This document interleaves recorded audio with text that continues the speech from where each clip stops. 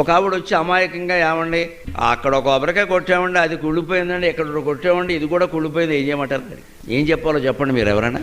నాకు జాలేసింది నిజంగా. పెద్ద వయస్సు ఆవిడకి ఏదో మనసులో శంక ఉంది. అంటే పాపం ఆవిడకి బెంగ ఏమిటంటే ఈ కొబ్బరికాయ కుళ్ళిపోవడం అనేది మనకి జరగబోయే అశుభానికి ఏమన్నా సూచనేమో. ఎంత గుడ్డి నమ్మకం అండి అది. మన జీవితం ఇంత చేస్తే కొబ్బరికాయమే ఆధారపడి ఉందా? ఇక్కడే ఎందుకు అని ఆలోచించాలి. కొబ్బరికాయ కుళ్ళిపోవడానికి నీ జీవితం కుళ్ళిపోవడానికి సంబంధం ఏంటి? ఎందుకు ఇలా ఆలోచిస్తున్నావు? పైగా మనం కొట్లో కొనేటప్పుడు దేవుడి కోసం అంటే మంచి కొబ్బరికాయ కొంటాం, కానీ కుళ్ళిపోయింది కొనమే.